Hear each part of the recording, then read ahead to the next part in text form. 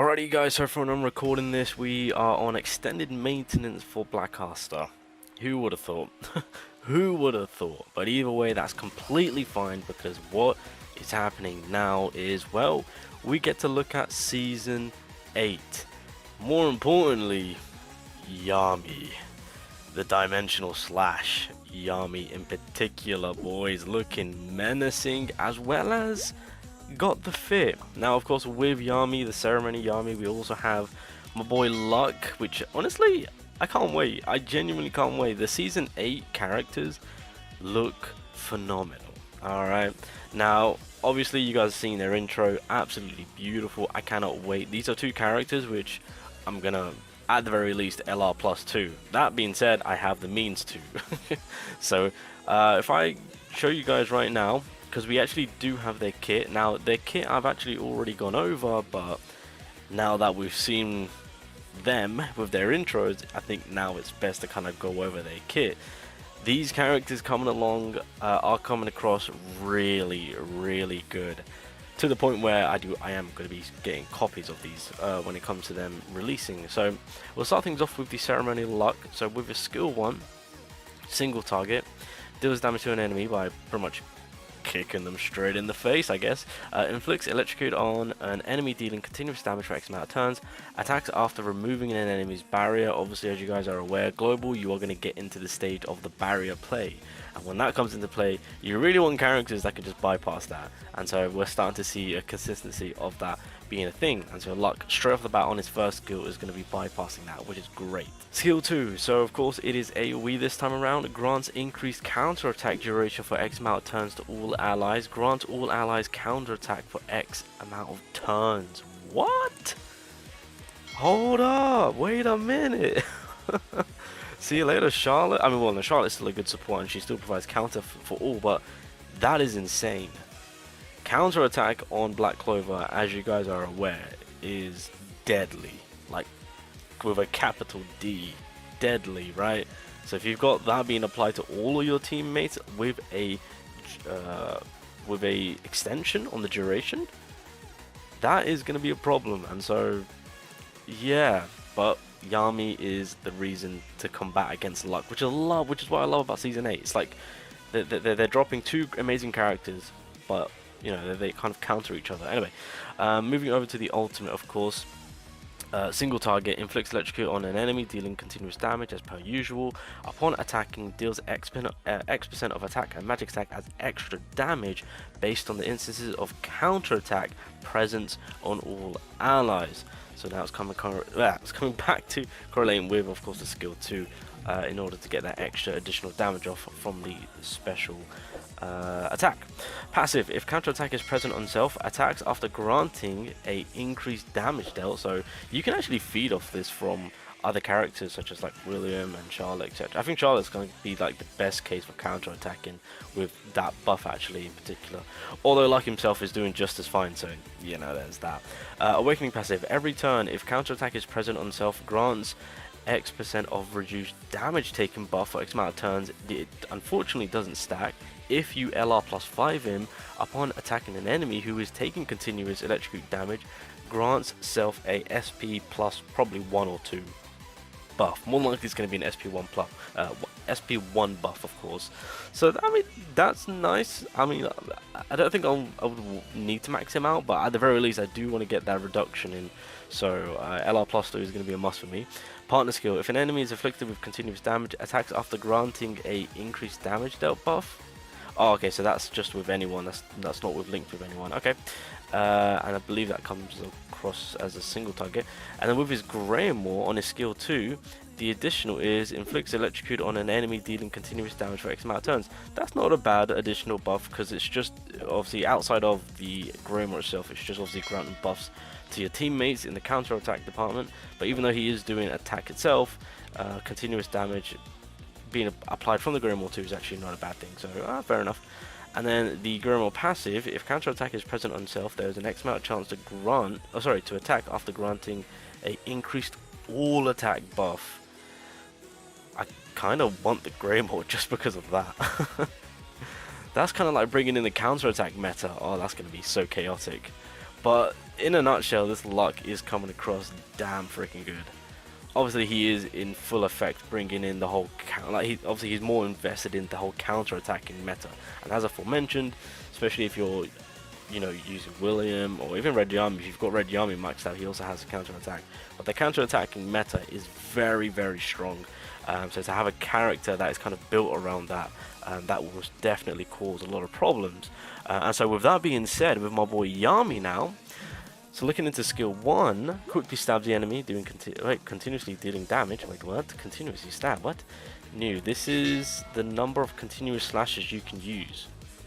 Huh? Wait, I don't recall reading this. Am I tripping? Deals X amount of attack and magic attack as extra damage. Upon using skill 1, the number of instances of extra damage increases, max X amount of times. Upon attacking an enemy afflicted with bleed, inflicts a X% of reduced HP recovery received debuff on them for X amount of turns. Quickly stabs an enemy continuously dealing damage. This is the number of continuous slashes you can use. So does he do 3 slashes, and each slash will apply each one of these? Interesting. Okay, I mean, fair enough. I mean, I think at this point this is something that I need to see upon reading, you know, but regardless, interesting. Skill 1. Skill 2, AoE, attacks after removing counter attack from an enemy. So you guys are seeing where the whole counter characters are coming into play, right? Upon attacking an enemy afflicted with bleed, inflicts a stun, status ammo for an enemy for X amount of turns. Oh wow, okay, so they really are continuing on the bleed, although I think Witch Queen would be nice here, right? So I mean, a character with bleed to have AoE stun guaranteed, that's going to be a beautiful combination, and that actually might revive certain characters too. Okay, first of all, I mean, the one thing which you need to take note of is that this is all on AoE, and that the fact that Yami can remove counterattack, I think we all need to say that, yeah, we're going to need Yami. Yami's going to be a very crucial character in to stop a certain meta coming about. And then the Dimension Slash, whew, the ultimate, boys. So I believe this is single target, yep. Grants self a increased defense pen buff. Ooh, well, we already know what we're going to be applying onto my boy Yami. He also gives himself a X% of attack as a barrier for X amount of turns. Grants self a X percentage of attack as a barrier, okay. Removes all instances of continuous damage. So there goes the electrocute, of course. And then new. When the instances of extra damage of skill 1 are at its max, the instances of extra damage is reset. Interesting. Oh, okay, so I think what has happened here is Vanilla has added in the new to the kit itself. Like, this is additional that we haven't seen before. Okay. So once it hits max, the instances of extra damage is reset. Okay, I mean that's okay. So it doesn't continuously stay on. Interesting. But overall, yeah, no, that ultimate is going to be pretty hard hitting too. So he gives himself barrier, and then of course, luck can kind of counteract that by going past that through his first skill. All right, cool. And then with the passive, grants X percentage of increased damage dealt when attacking a defender. I wonder why they did that. I wonder who's the defender that's going to be dropping in, let's say, 2 hours. Fair enough.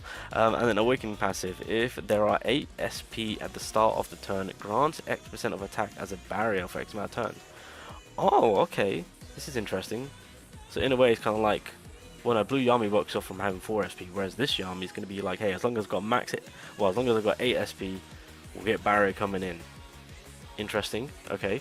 And then if you max him out, if there are 4 or fewer SPs at the start of the turn, grant self a X% increased damage dealt buff for X amount of turns. Okay, so that kind of makes up for losing out. Or, I mean, if you ult, and then once you get back up to 4... No, wait.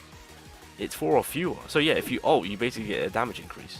So if you don't ult, you get a barrier. If you do ult, you get a damage increase. Interesting. Partner skill. Attacks after removing counter attack from an enemy. I think that's single target. Greymore skill 2 inflicts bleed on an enemy for X amount of turns, dealing continuous damage. Okay, so this is exactly like luck, but in the bleed department. And then again, that will also be effective with being able to stun. Oh, have him with Charlotte. Charlotte can reset skill 2. Ooh, that's gonna be nice. That's because of the barrier play. Oh my god. Oh, okay, yeah, I'm already thinking of combinations. Whew. Oh, we're getting somewhere, boys. We're getting somewhere. But then luck can once again bypass that. Alright, it's interesting how things are going to be turning out. And then the Greymore passive. Upon using skill 1, there is an X% of chance to attack after granting a X% of increased damage dealt. Okay, so there's RNG play out here. Not sure what the RNG play is going to be, not sure what percentage they're going to be giving it, but interesting. I think I would moreover be wanting Luck's Greymore than I would want Yami's Greymore, but for the sake of them both, I want both. So there we have it, ladies and gentlemen. There we go. Those are the two kits for the upcoming Season 8, being Yami and Luck. Interesting characters. Obviously, Yami is going to be combating the counter-attack meta that Luck is going to be bringing in full force. Two amazing characters. Even before seeing the additional new stuff that Yami has added, this is the Season 8 is a season that I'm highly looking forward to. But seeing the boy Dimensional / Yami, bro, that is just making it even more enticing to go crazy for. So we've got Black Heartstar, then we've got Season 8, back-to-back hype for me personally. But let me know your thoughts down below. What do you guys think of these characters, and how do you feel about the counter-attack mechanic getting a buff up and becoming a huge meta potential? Well, I say potentially, Luck is going to be making it a meta. Either way, you guys, I'm going to leave it there. Just want to keep you guys updated, of course. So I made a video talking about if you guys do want to start JP and KR, you can do so. It's kind of like the best time to do so. And yeah, Season 8 it's very soon, I want to say. So if you're interested, you're more than welcome to come on round, chill with your boy on the JP/KR side of things. But I'm excited, I'm hyped, and I'm most definitely going to be going for dupes on both of the boys.